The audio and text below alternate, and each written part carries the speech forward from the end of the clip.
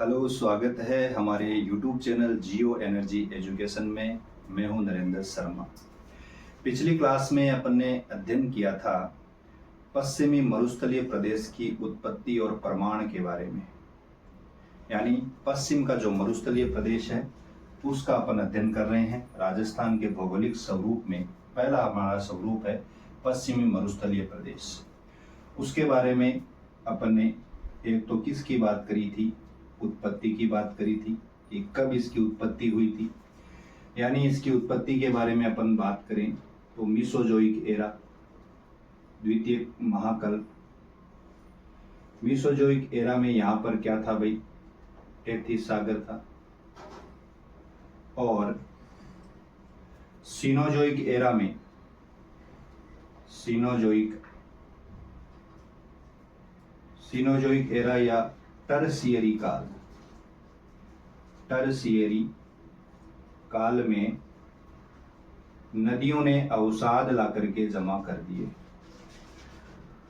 नदियां क्या लेकर के आई, अवसाद लेकर के आई और यहाँ पर जमा कर दिया, जिससे मैदानों का क्या हो गया, निर्माण हो गया। अगर अपन बात करें, आप कहोगे कि इस टेथिस सागर के हमें प्रमाण दीजिए, या यहाँ पर जलवायु का परिवर्तन हुआ था, यानी यहाँ की जलवायु पहले ऐसी नहीं थी जो आज है। इस जलवायु परिवर्तन के हमें क्या दीजिए, आप प्रमाण दीजिए। तो प्रमाणों के बारे में अपन ने चर्चा करी थी कि जो फलोदी है और उस फलोदी में अपने को क्या मिलते हैं, बाप बोल्डर्स। फलोदी में बाप बोल्डर्स पर हिमानी घर्षण के प्रमाण मिलते हैं। किसके प्रमाण मिलते हैं, हिमानी घर्षण के। हिमानी घर्षण का मतलब होता है कि जो बड़े बड़े पत्थर हैं उन पत्थरों के ऊपर जैसे बर्फ के घर्षण के प्रमाण अपने को मिलते हैं कि भाई यहाँ से करोड़ों साल पहले यहाँ की जलवायु अलग थी। ठीक है। उसके बाद में अपन ने हिमानी घर्षण का देखा था। ठीक है। और आंकल और ब्रह्मसल जो जैसलमेर के दो क्षेत्र हैं, वहाँ पर अपन ने देखा था कि जुरेसिक काल की वहाँ पर वनस्पति अवशेष मिले थे। वनस्पति वुड फॉसिल, जिसको अपन बोलते हैं वनस्पति वुड फॉसिल। ठीक है। इसके अवशेष मिले थे जोधपुर में अपने को जोधपुर के भादुरा में अपने को बालूकास में अवशेष मिले थे। समुद्री जमाव के निक्षेप मिले थे। तो ये सारी चीजें इंगित करती है कि राजस्थान की जलवायु जो वर्तमान में है वैसी जलवायु यहाँ पर नहीं थी, पहले अलग थी, है ना। अपन ने देखा है लाठी सीरीज के बारे में। ठीक है। सेवण घास के बारे में 64 किलोमीटर लंबा सेवण घास का मैदान पाया गया। लाठी सीरीज है तो भूमिगत जल के भंडार वहां पे मिलते हैं अपने को। और ऐसा अपन प्रतीत करते हैं कि भाई आज से करोड़ों साल पहले यहाँ पर सरस्वती नदी उद्गम होता था या सरस्वती नदी यहाँ से निकलती थी। इस तरीके से अपन अनुमान लगा सकते हैं। तो यहाँ की जलवायु पहले जैसे थी वो आज वैसी नहीं है, आज जैसी है वो पहले नहीं थी। तो ये सारी चीजें है वो क्या प्रमाण देती है। किसका प्रमाण देती है, पश्चिमी मरुस्थलीय प्रदेश का प्रमाण देती है।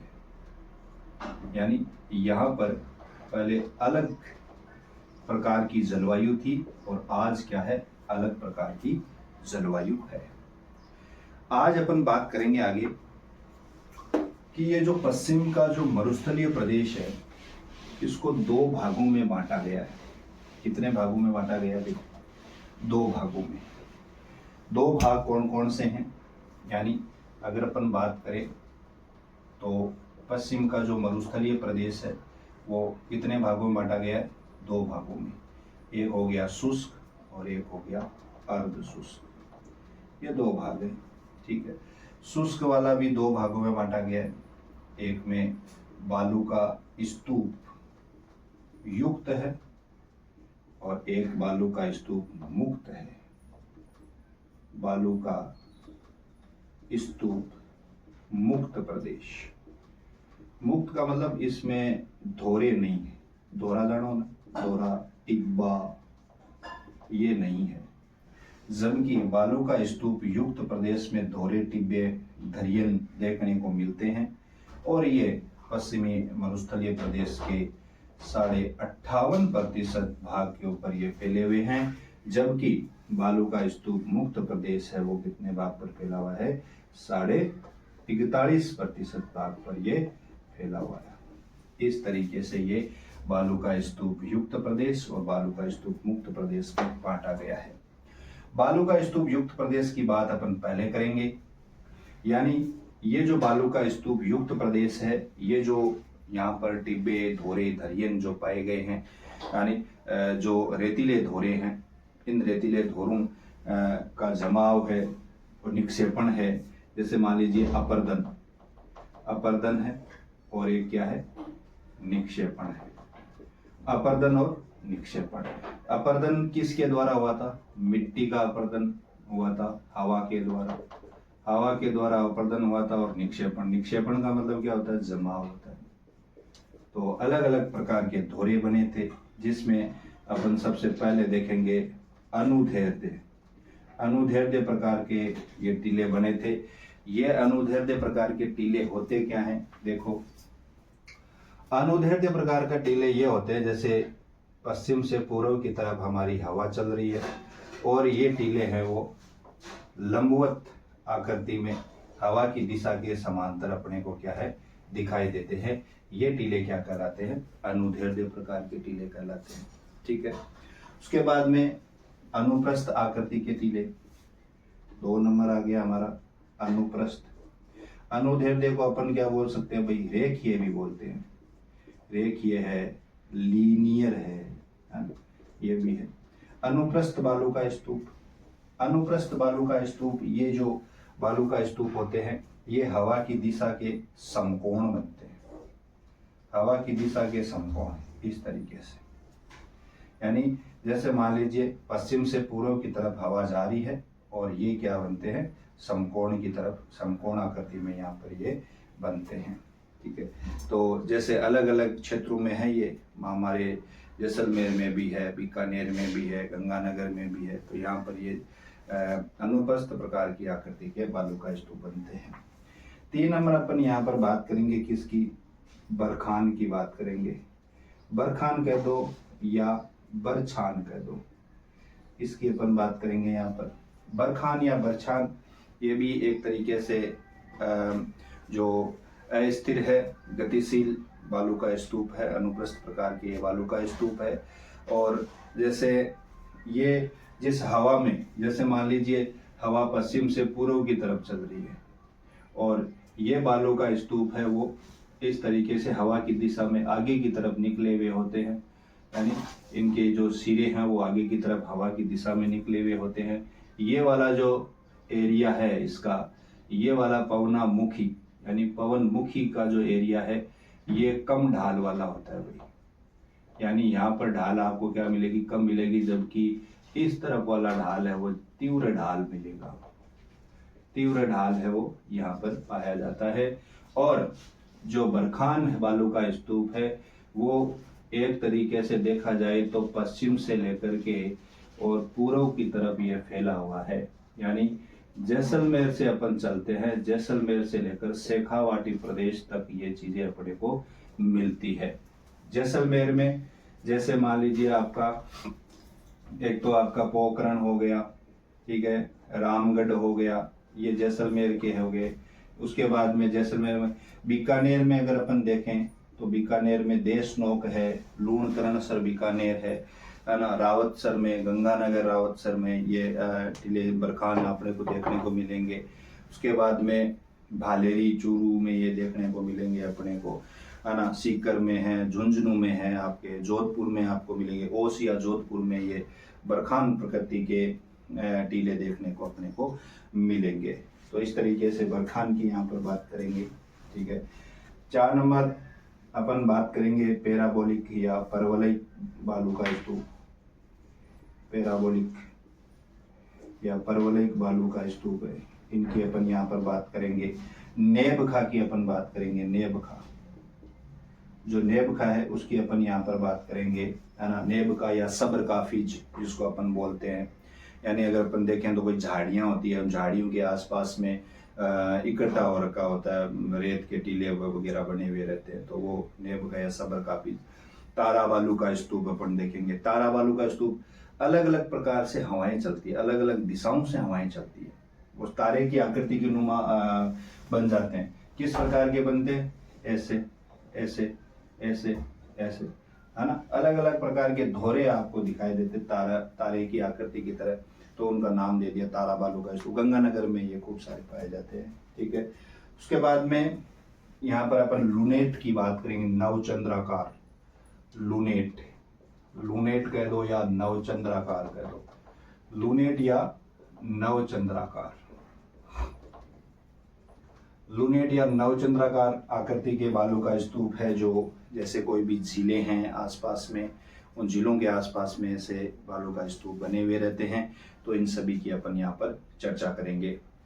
तो अपन स्टार्ट करते हैं। हमारा बालू का स्तूप युक्त प्रदेश, तो इनको लिख लेते हैं पहले आगे, तो बढ़ते हैं आगे। देखो, यानी जो पश्चिमी मरुस्थलीय प्रदेश है, पश्चिमी मरुस्थलीय प्रदेश को दो भागों में बांटा गया है।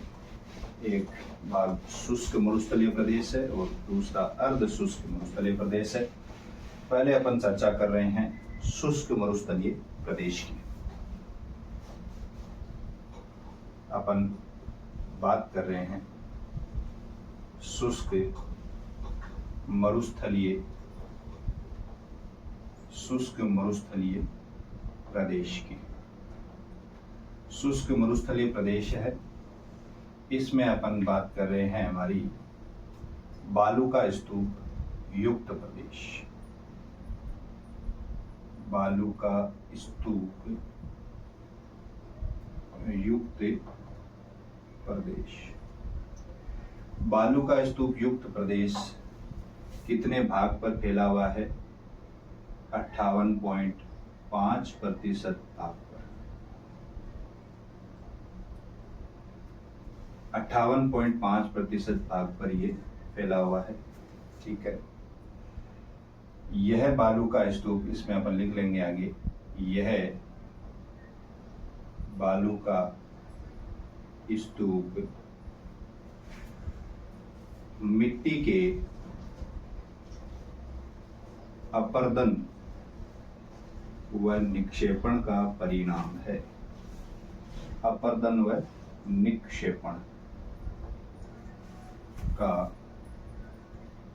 परिणाम है, यानी मिट्टी का कटाव होता है और मिट्टी का जमाव होता है, जिससे बालू का स्तूपों का निर्माण होता है।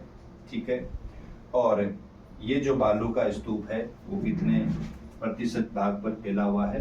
तो ये 58.5% भाग पर फैले हुए हैं। बालू का स्तूप, प्रमुख बालू का स्तूप निम्न है।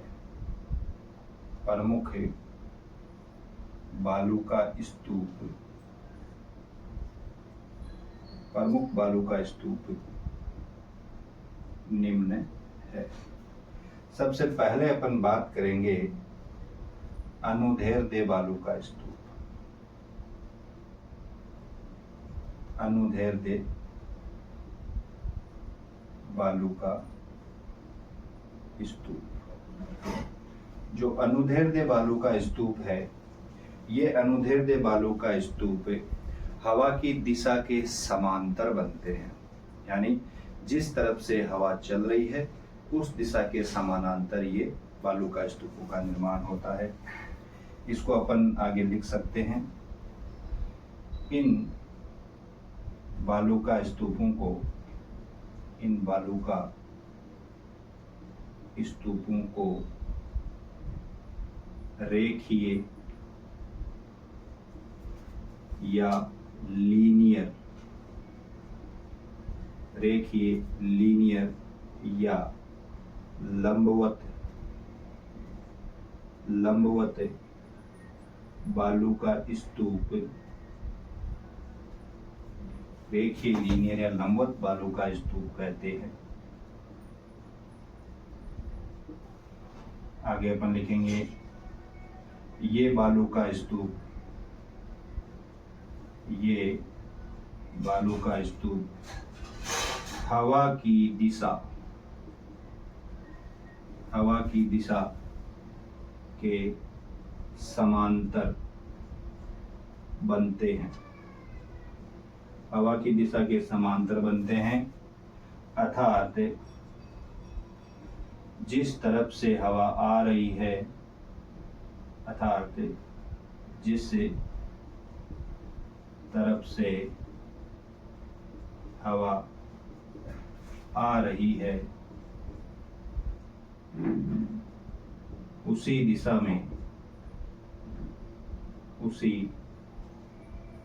में आगे की तरफ इन स्तूपों का निर्माण होता है। इन स्तूपों का निर्माण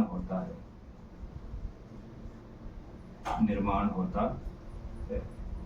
ठीक है, यानी जिस तरफ से हवा आ रही है उस दिशा में इन स्तूपों का क्या होता है, निर्माण होता है। जैसे मान लीजिए हवा है वो पश्चिम से पूर्व की तरफ चल रही है, तो इन बालू का स्तूपों का निर्माण इस तरीके से हो जाता है।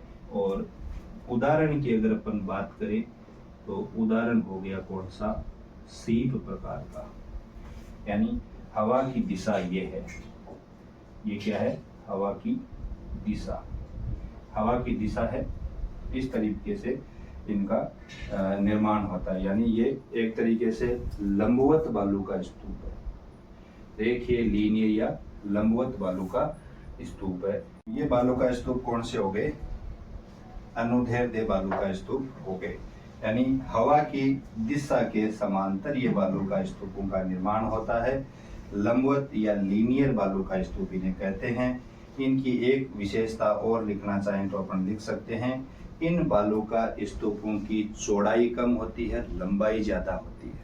क्या लिख सकते हैं अपन, आगे अपन मिटा करके लिखे, आगे देखो, इन बालू का स्तूपों की चौड़ाई कम तथा लंबाई ज्यादा होती है, अतः इन्हें रेत कटक भी कहा जाता है। यानी हमारा अगला पॉइंट है, इन बालू का स्तूपों की चौड़ाई कम तथा लंबाई ज्यादा होती है।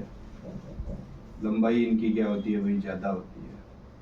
ठीक है, अतः इन्हें रेत कटक कहा जाता है। रेत कटक कहा जाता है। ठीक है, 2 नंबर हमारा आ जाता है अनुप्रस्थ बालू का स्तूप। अनुप्रस्थ बालू का स्तूप। अनुप्रस्थ बालू का स्तूप क्या होते हैं भाई, अनुप्रस्थ बालू का स्तूप वो होते हैं जो हवा की दिशा के समकोण पे बनते हैं। लिख सकते हैं इसको, ये बालू का स्तूप, ये बालू का स्तूप हवा की दिशा के समकोण पर बनते हैं। हवा की दिशा के समकोण पर बनते हैं, अर्थात जिस दिशा से हवा चल रही है उस दिशा के समकोण पर इन बालू का स्तूपों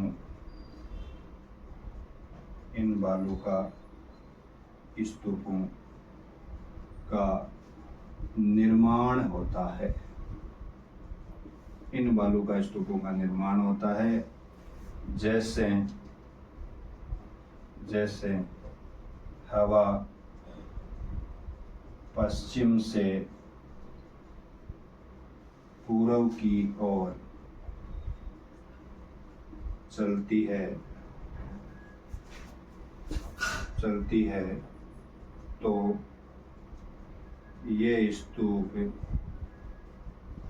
उत्तर से दक्षिण दिशा में बनते हैं। उत्तर से दक्षिण दिशा में बनते हैं। मान लीजिए हवा है वो पश्चिम से पूर्व दिशा की तरफ चल रही है। इन बालूका स्तूपों का निर्माण इस तरीके से होता जाता है। ठीक है, तो ये कौन से बालूका स्तूप हो गए? अनुप्रस्थ बालूका स्तूप हो गए। और ये जो अनुप्रस्थ बालूका स्तूप है ये कहाँ कहाँ आपको मिलेंगे तो लिख लीजिए। ये अनुप्रस्थ बालूका स्तूप,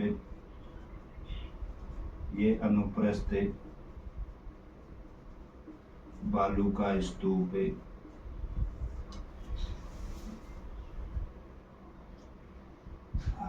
बीकानेर, ठीक है। बीकानेर के बाद में रावतसर, हनुमानगढ़, रावतसर हनुमानगढ़ में आपको मिल जाएंगे। ठीक है, उसके बाद में ये बालूका स्तूप आपको चूरू में मिल जाएंगे। चूरू का एक शहर है सरदार शहर, सरदार शहर। इन क्षेत्रों में ये बालूका स्तूप है वो आपको मिल जाएंगे। कौन से बालूका स्तूप? अनुप्रस्थ बालूका स्तूप। 3 नंबर हमारा बालूका स्तूप आ जाता है बरखान या बरछान बालूका स्तूप। ठीक है, ये बीकानेर, रावतसर, हनुमानगढ़, सरदार शहर, चूरू और अगर अपन देखें तो जोधपुर के बाद में ये पाली आदि क्षेत्रों में ये मिलते हैं। तो ये हो गए अनुप्रस्थ बालूका स्तूप। अब बात करेंगे अपन बरखान या बरछान की।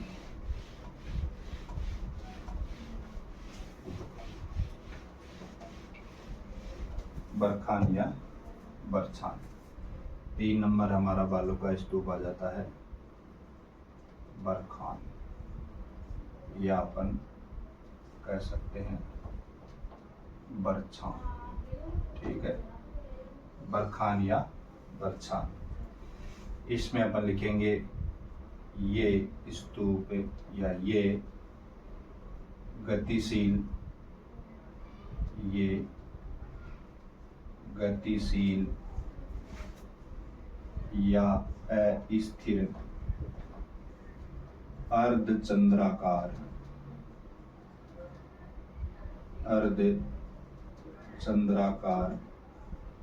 गतिशील अस्थिर अर्धचंद्राकार रेत के टीले हैं। अस्थिर अर्धचंद्राकार रेत के टीले हैं। ये भी अनुप्रस्थ प्रकार के बालूका स्तूप है। अनुप्रस्थ प्रकार के बालूका स्तूप है। अनुप्रस्थ प्रकार के बालूका स्तूप है। ये बालूका स्तूप, ये बालूका स्तूप हवा की दिशा में आगे की ओर निकले होते हैं। आगे की ओर निकले होते हैं, अर्थात सींग की आकृति में। सींग की आकृति में। सींग की आकृति में ये आगे की ओर निकले हुए होते हैं। आगे इसमें लिख सकते हैं, इन बालूका स्तूपों, इन बालूका स्तूपों का पवनमुखी ढाल, इन बालूका स्तूपों का पवनमुखी ढाल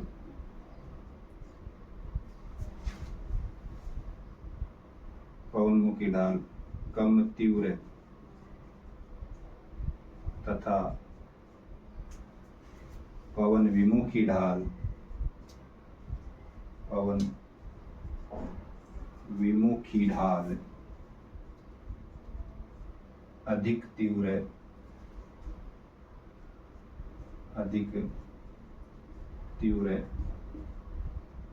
होती है। यानी पवनमुखी ढाल तो कम तीव्र होती है और पवन विमुखी ढाल अधिक तीव्र होती है। ठीक है, इसकी अपन चित्र बनाएं तो देखो, जैसे मान लीजिए हवा पश्चिम से पूर्व की तरफ चल रही है और ये है वो सींग की तरह है, वो आगे निकले हुए होते हैं इस तरीके से। ये वाला जो ढाल है ये पवनमुखी ढाल है। पवनमुखी का मतलब हवा की दिशा है वो इस तरफ से है, तो हवा की दिशा है। और इधर वाला ढाल है वो ज्यादा तीव्र होता है। अगर अपन देखें तो इन बालूका स्तूपों की ढाल इस तरीके से होती है, ये ऐसे। जो पवन विमुखी ढाल है वो ज्यादा तीव्र होती है, पवन विमुखी ढाल, और ये पवनमुखी ढाल, पवनमुखी ढाल। ठीक है, और ये बालू का स्तूप है वो हर प्रकार के, यानी आप पश्चिम से लेकर के पूर्व तक जाओगे तो वहां पर ये बालू का स्तूप आपको मिलेंगे। तो वो भी अपन लिख लेते हैं इसमें, बरखान या बरछान।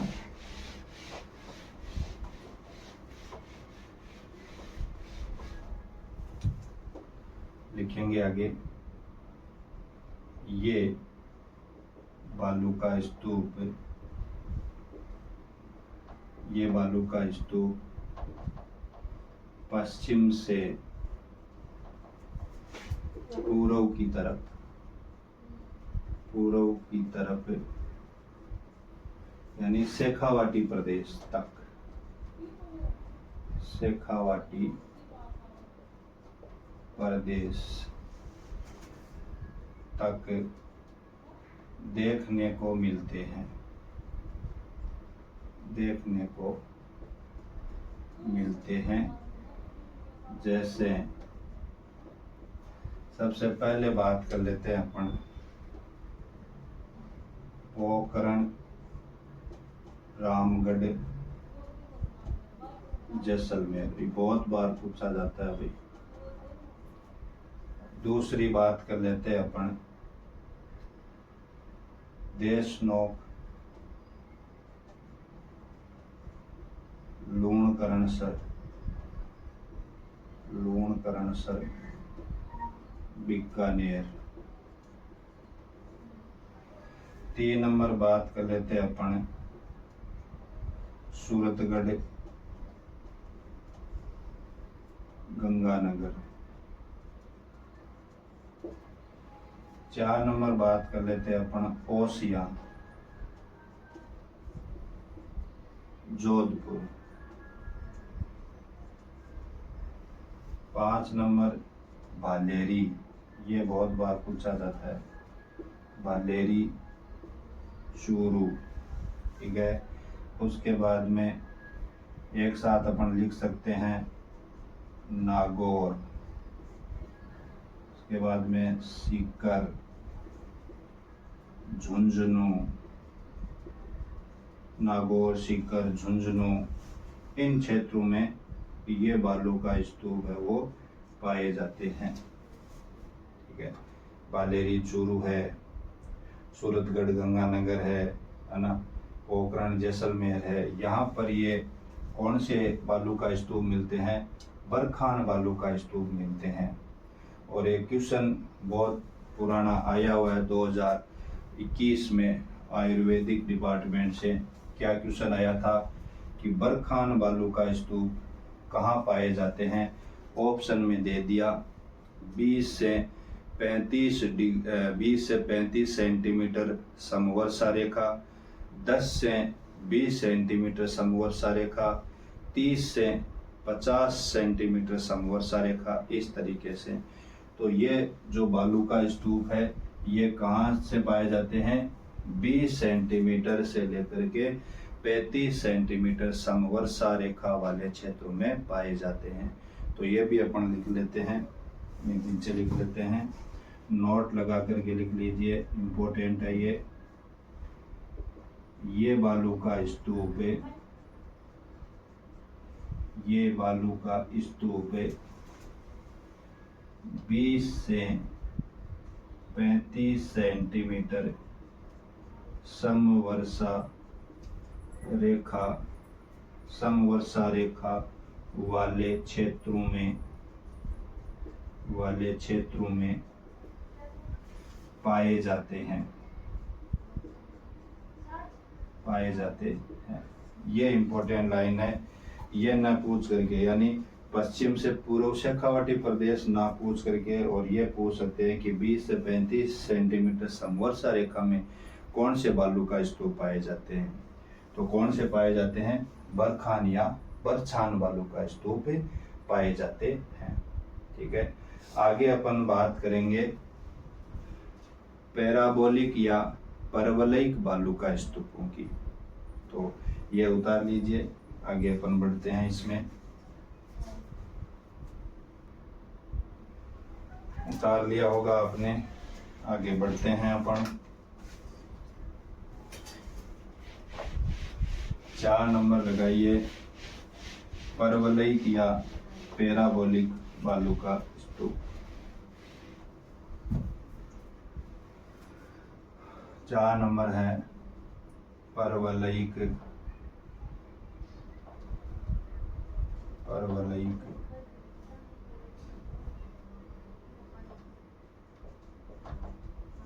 या पैराबोलिक, परवलयिक या पैराबोलिक बालू का स्तूप। देखो समझा देते हैं पहले। परवलयिक या पैराबोलिक बालू का स्तूप वो होते हैं, यानी जिस तरफ से हवा आ रही है उस तरफ में ये इसके जो किनारे हैं वो तो हवा की तरफ ही रह जाएंगे और बीच वाला भाग हवा की तरफ आगे निकल जाएगा। ज़्यादातर क्वेश्चन क्या पूछा जाता है? ज़्यादातर क्वेश्चन यही पूछा जाता है कि महिलाओं के हेयर पिन की आकृति वाला कौन सा बालू का स्तूप है? तो परवलयिक या पैराबोलिक बालू का स्तूप है। ठीक है, लिख लेते हैं, ये बालू का स्तूप, ये बालू का स्तूप हवा की दिशा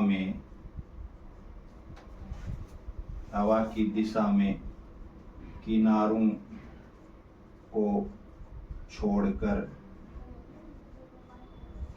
को छोड़कर आगे की तरफ निकले होते हैं।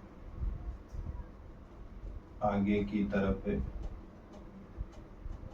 निकले होते हैं, अर्थात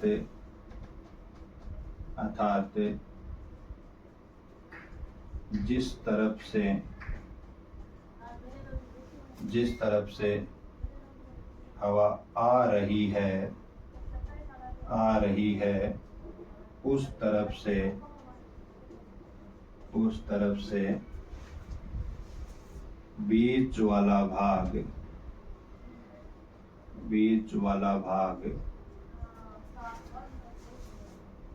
आगे निकला होता है।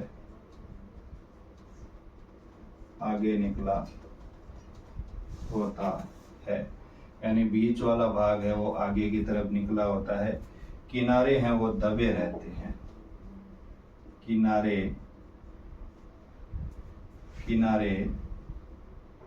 कठोर होने के कारण दबे रहते हैं। कैसे? जैसे मान लीजिए हवा इस तरफ से जा रही है, यानी पश्चिम से पूर्व की तरफ हवा जा रही है, और ये जो बालू का स्तूप है, इन बालू का स्तूपों की आकृति किस तरीके से बनेगी? ऐसे, यानी इनके किनारे हैं वो पथरीले होते हैं, और ये जो हवा की दिशा में है वो आगे, यानी बीच वाला जो भाग है, मुलायम भाग है, वो आगे निकला हुआ होता है, और इसकी जो आकृति होती है वो इसकी आकृति महिलाओं के हेयर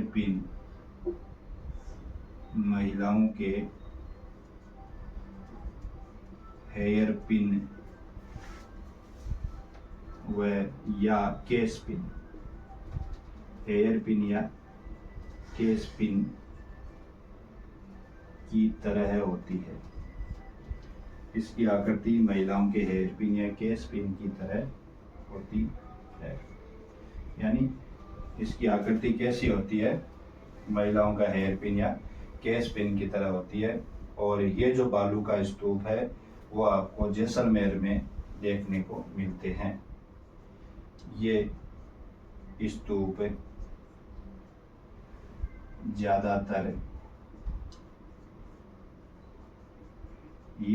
ज़्यादातर जैसलमेर में तथा गंगानगर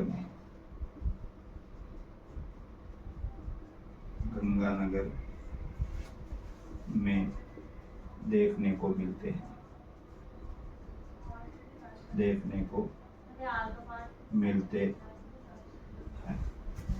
यानी ये हो गया हमारा परवलयिक या पैराबोलिक बालू का स्तूप। परवलयिक या पैराबोलिक बालू का स्तूप है वो मुख्यतः आपको कहाँ मिलेगा? गंगानगर में ज़्यादा देखने को मिल सकता है। जैसलमेर में तो मिलता है, लेकिन गंगानगर में बहुत ज़्यादा देखने को मिलता है। परवलयिक या पैराबोलिक बालू का स्तूप, यानी हवा की दिशा में किनारों को छोड़कर आगे की तरफ निकल जाते हैं। किनारे यहीं पड़े हैं और ये आगे की तरफ निकल गए। और एक चीज और इसमें अपन लिख सकते हैं, ये अनुप्रस्थ आकृति के बालू का स्तूप है। यहाँ पे नीचे अपन लिख लेंगे, ये अनुप्रस्थ आकृति के बालू का स्तूप है। यानी अनुप्रस्थ आकृति या अनुप्रस्थ प्रकार के बालू का स्तूप है। सीधी सी कहानी है। पूछा जाता है कि अनुप्रस्थ बालू का स्तूप कौन कौन से हैं? तो देखो, बरखान या बरछान अनुप्रस्थ आकृति का हो गया हमारा। एक अनुप्रस्थ आकृति खुद है, और दूसरा परवलयिक या पैराबोलिक बालू का स्तूप, ये भी क्या है? एक अनुप्रस्थ आकृति या अनुप्रस्थ प्रकार के बालू का स्तूप है। ठीक है, आगे अपन बात करते हैं। हमारा 5 नंबर आता है नेब का या सब्र का पिच। नेब का या सब्र का पिच।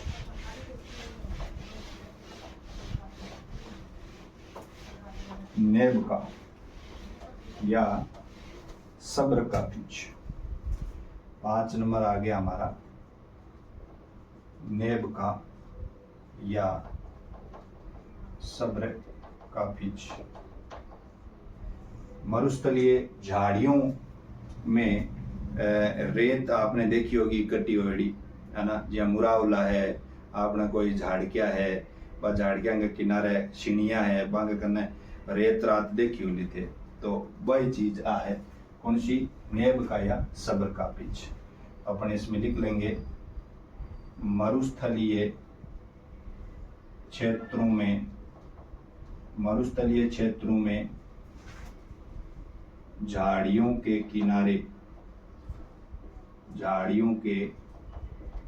किनारे इस प्रकार के बालू का स्तूप पाए जाते हैं। बालू का स्तूप पाए जाते हैं। मरुस्थलीय क्षेत्रों में झाड़ियों के किनारे इस प्रकार के बालू का स्तूप आपको देखने को मिलते हैं। कौन से? नेब का या सब्र का फिज। और अगर अपन देखें तो इस तरीके से मान लीजिए ये क्या है, झाड़ियाँ हैं और इन झाड़ियों में जैसे रेत फंसी हुई रहती है, वो क्या कहलाती है? नेब का कहलाती है, नेब का। ठीक है। 6 नंबर आता है हमारा तारा बालू का स्तूप। तारा बालू का स्तूप। तारा बालू का स्तूप कहाँ बनता है? जहाँ पर हवा की दिशा एक समान नहीं रहती है, अलग अलग दिशाओं में ये हवा की दिशा होती है। इसमें अपन लिख सकते हैं, जहाँ हवा की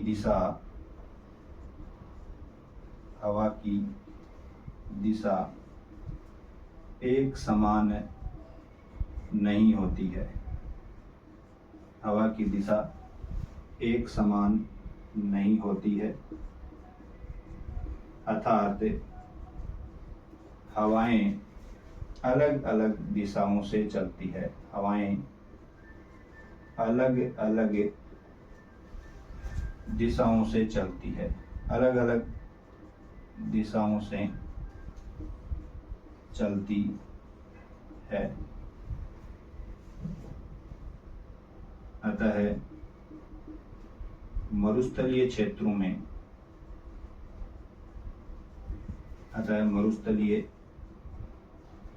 में तारा बालू का स्तूपों की आकृति देखने को मिलती है।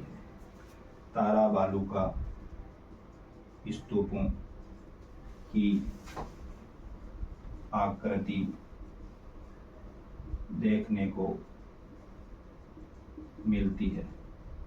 तारा बालू का स्तूपों की आकृति देखने को मिलती है। और ये जो तारा बालू का स्तूप है, वो अगर अपन बात करें तो जैसे मान लीजिए इस तरीके से तारे नुमा जो आकृति या संरचना है हमारी, इस तरीके से ये तारा बालू का स्तूपों के, यानी हवाएं हैं वो अलग अलग दिशाओं में। अगर अपन देखें तो इस तरीके से बालू का स्तूप आपको बने हुए मिलेंगे, तो ये भी एक तरीके से तारा बालू का स्तूप है। और एक लास्ट बालू का स्तूप हमारा रह गया लूनेट या नवचंद्राकार। वो भी आप लिख लीजिए, लूनेट या नवचंद्राकार। देखो और भी धरियन वगैरह और भी हैं, वहल बालू का स्तूप, इनको कोई नहीं पूछता है ना, यहाँ तक ही खूब है। 7 नंबर आ गया लूनेट या नवचंद्राकार बालू का स्तूप। नवचंद्राकार बालू का स्तूप, लूनेट या नवचंद्राकार बालू का स्तूप है वो मरुस्थलीय झीलों के किनारे मिलता है आपको। मरुस्थलीय झीलों के किनारे, मरुस्थलीय झीलों के किनारे नए चांद की आकृति में पाए जाते हैं। यानी यही क्या है, नवचंद्राकार बालू का स्तूप है। यानी मान लीजिए ये कोई झील है ना, और नया चांद एकदम छोटा पतला सा होता है, जैसे ईद का चांद होता है ना, जैसे इस तरीके से छोटा सा पतला सा चांद होता है। ये हमारा क्या है, लूनेट या नवचंद्राकार बालू का स्तूप है। ठीक है। धरियन वगैरह, टीले वगैरह, और ये जो हमारा तारा बालू का स्तूप है, ये अपने को गंगानगर में ये देखने को मिलता है। ये भी आप लिख सकते हो, गंगानगर में भी अपने को देखने को मिल सकता है। तो ये हमारे बालू का स्तूपों के प्रकार हो गए। अब बात कर लेते हैं अपन अन्य स्थलाकृतियों के बारे में। यानी हमारे जो बालू का स्तूप है, उनके अलावा मरुस्थलीय क्षेत्रों में अन्य स्थलाकृतियां भी देखने को मिलती है। कौन कौन सी स्थलाकृतियां हैं, तो वो देखो आप।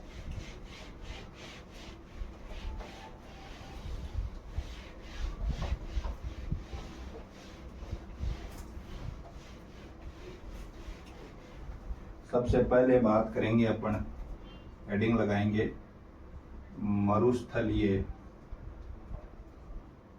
मरुस्थलीय क्षेत्रों में पाई जाने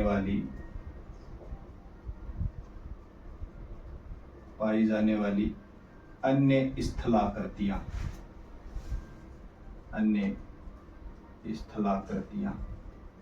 कौन कौन सी स्थलाकृतियां हैं? तो एक नंबर पहली कौन सी है? रोई स्थलाकृति है। अपने रोई क्या होती है? यानी मरुस्थलीय क्षेत्रों में जो पहाड़ियाँ होती है, अवशिष्ट पहाड़ियाँ, उन पहाड़ियों के गिरिपादों में जो, यानी पहाड़ियों के जो गिरिपाद होते हैं या नीचे से जैसे पहाड़ियाँ स्टार्ट होती है तो वहाँ पर उपजाऊ जो मैदान होता है वो क्या कहलाता है? रोई कहलाता है। तो ये अपन लिख सकते हैं मरुस्थलीय क्षेत्रों में अवशिष्ट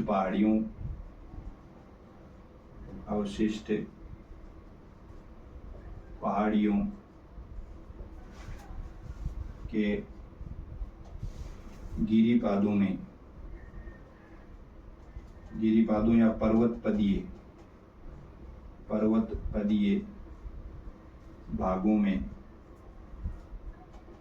उपजाऊ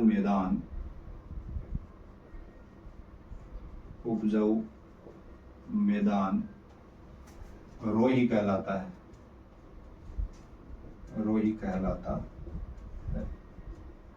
कोई कहना कुने क्यों बोला रोही, हम खेलवा गियो, तो रोही कहलाता है। 2 नंबर यहाँ पर बात करेंगे अपन, एक तो आपका आता है सर या तल्ली या पोखर। अपन बात करेंगे तल्ली या पोखर की। यानी मरुस्थलीय क्षेत्रों में आपने देखा होगा बहुत सारे ऐसे टीले बने हुए होते हैं और इन टीलों में वर्षा का जल इकट्ठा हो जाता है। टीलों के जो नीचे भाग, समतल भाग होता है, उनमें वर्षा का जल इकट्ठा हो जाता है, वो क्या कहलाता है? तल्ली या पोखर कहलाता है। ठीक है, लिख लेंगे अपन मरुस्थलीय क्षेत्रों में दरियन के बीच समतल भाग पर वर्षा का जल इकट्ठा हो जाता है, जिसे तल्ली या पोखर कहते हैं, पोखर कहा जाता है। यानी यहाँ चारों में तो यहाँ टिब्बा ही टिब्बा हुआ है, नीचे समतल भाग है, बिगमाइन है, कहीं है कि पानी भर जावा बरसात को, तो वो क्या कहलाता है? तल्ली या पोखर कहलाता है। ठीक है, ये नंबर आता है हमारा मरहो क्या होता है? तल्ली या पोखर का जो पानी सूख जाता है तो उपजाऊ जो मैदान होता है वो क्या होता है? मरहो कहलाता है। लिख लेंगे अपन तल्ली या पोखर का मीठा जल जब सूख जाता है और उपजाऊ मैदान बन जाता है तो यह मरहो कहलाता है। तो यह मरहो कहलाता है। तो ये क्या कहलाता है भाई? मरहो कहलाता है। ठीक है, तो तल्ली सर मरहो। ठीक है, उसके बाद में अपन बात करेंगे 4 नंबर है हमारी टाट या रंध। साथ साथ में आप लिखते रहना। उससे पहले टाट या रन से पहले खड़ीन आती है भाई। 4 नंबर है खड़ीन। खड़ीन तो लिख लेंगे मरहो में जब पानी सूख जाता है तो उस उपजाऊ मैदान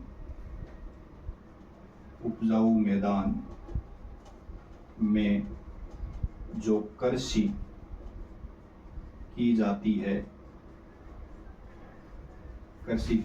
है उसे खड़ीन कृषि कहते हैं। खड़ीन कृषि कहते हैं। और खड़ीन कृषि की शुरुआत पालीवाल ब्राह्मणों के द्वारा की गई थी। खड़ीन कृषि की शुरुआत खड़ीन कृषि की शुरुआत 15वीं शताब्दी में 15वीं शताब्दी में जैसलमेर के पालीवाल ब्राह्मणों द्वारा की गई थी। जैसलमेर में पालीवाल ब्राह्मणों के द्वारा इस खड़ीन कृषि की शुरुआत की गई थी।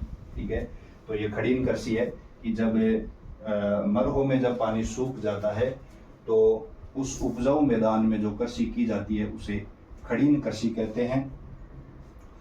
और खड़ीन कृषि की शुरुआत है वो 15वीं शताब्दी में हुई थी और 15वीं शताब्दी में जैसलमेर के पालीवाल ब्राह्मणों के द्वारा इसकी शुरुआत की गई थी। 5 नंबर अपन बात करते हैं टाट या रन की।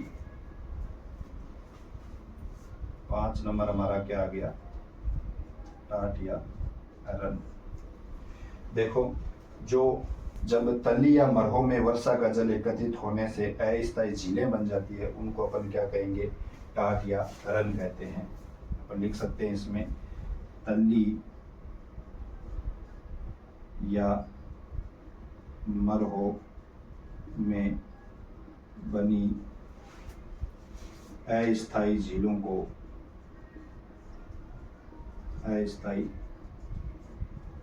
को टाट या रन कहा जाता है।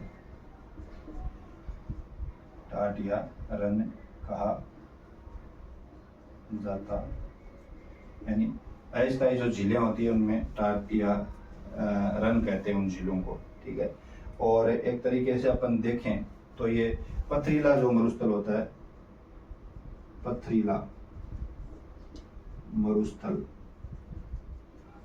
मरुस्थल में ज्यादा देखने को मिलता है।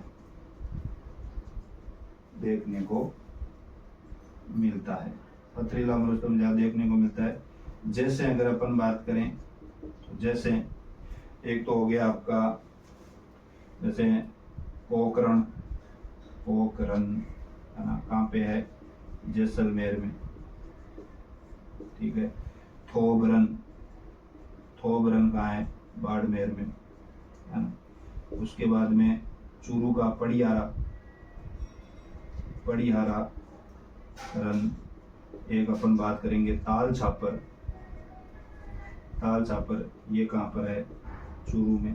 तो इस तरीके से ये टाट या रन है कि जो तली या मरहो में बनी जो अस्थायी झीलें होती है उनको टाट या रन कहा जाता है। 6 नंबर बात कर लेते हैं अपन बालसन की। 6 नंबर हमारा क्या है? बालसन। बालसन क्या होता है कि जो मरुस्थलीय क्षेत्र होता है उस मरुस्थलीय क्षेत्र के बीच में जो समतल मैदान होता है वो समतल मैदान क्या कहलाता है? बालसन कहलाता है। यानी 2 अवशिष्ट पहाड़ियां होती है, उन अवशिष्ट पहाड़ियों के बीच की जगह क्या कहलाती है? बालसन कहलाती है। तो बालसन में लिखेंगे मरुस्थलीय मरुस्थलीय क्षेत्रों में अवशिष्ट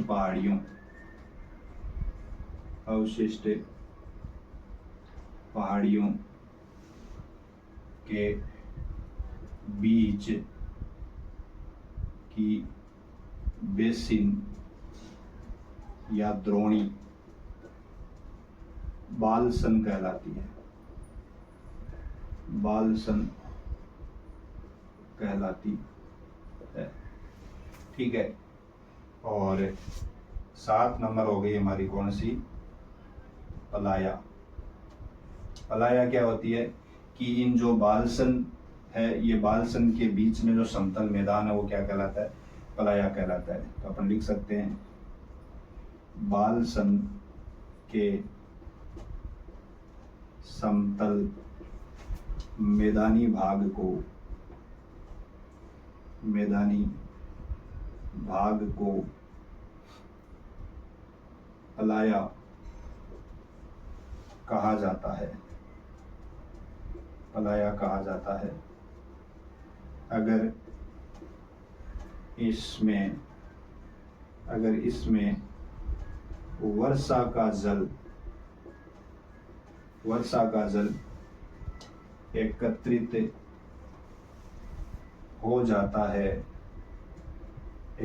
हो जाता है तो पलाया झीलें बन जाती हैं। पलाया झीलें बन जाती है। मान लीजिए ये हमारी कोई पर्वत है और इसके बीच में ये जगह है। ठीक है। फिर ये पर्वत आ गया तो ये तो क्या हो गया? आपका बालसन हो गया। यानी हमारी जो अवशिष्ट पहाड़ियों के बीच की जो बेसिन या द्रोणी है वो क्या है? बालसन है। और ये क्या है? पलाया है। ठीक है। इस तरीके से ये हमारा बालू का स्तूप युक्त प्रदेश था। ठीक है। तो बालसन है, पलाया है, ये अपन ने चर्चा कर ली है। अब आगे अपन बात कर लेते हैं बालू का स्तूप मुक्त प्रदेश की। और बालू का स्तूप मुक्त प्रदेश में कुछ नहीं है। बालू का स्तूप मुक्त प्रदेश अपन लिख सकते हैं, यह पश्चिमी मरुस्थलीय प्रदेश के 41.5% भाग पर यह फैला हुआ है। और जहां पर धोरे या टीले नहीं पाए जाते हैं वो क्षेत्र बालू का स्तूप मुक्त प्रदेश कहलाता है। तो ये भी अपन लिख लेते हैं,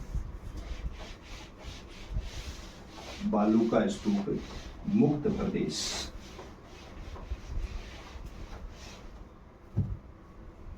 स्टार लगा के लिखो, बालू का स्तूप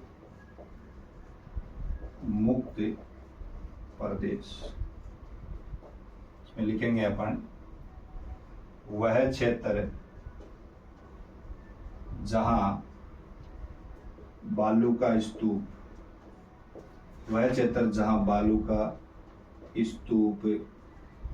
नहीं पाए जाते हैं वो बालू का स्तूप मुक्त क्षेत्र कहलाता है।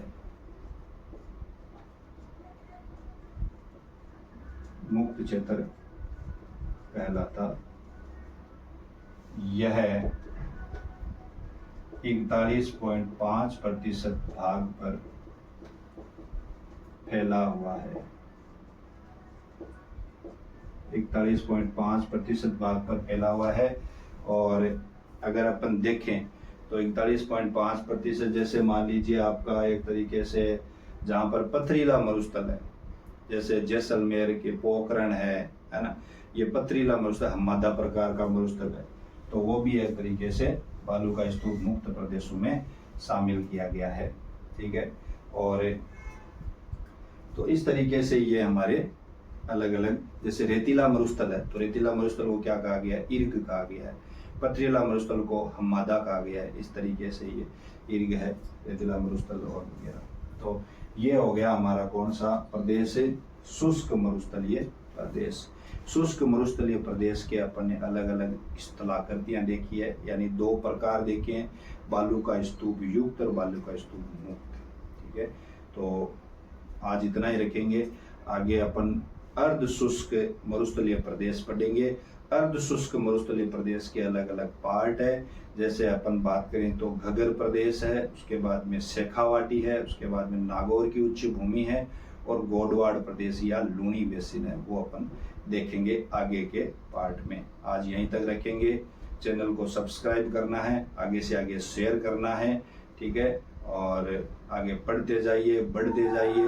और 4th ग्रेड की जो वैकेंसी है उसकी एग्ज़ाम नेक्स्ट सितंबर में आ रही है, आप आगे बढ़ते रहें। और अन्य बहुत सारी एग्ज़ाम्स है, उनके लिए ये हमारी क्लास लाभदायक है, और आशा करते हैं कि हमारी क्लास आपको पसंद आई है। तो मिलते हैं नेक्स्ट वीडियो में। जय हिंद, जय भारत, जय ज्योग्राफी। Thank you.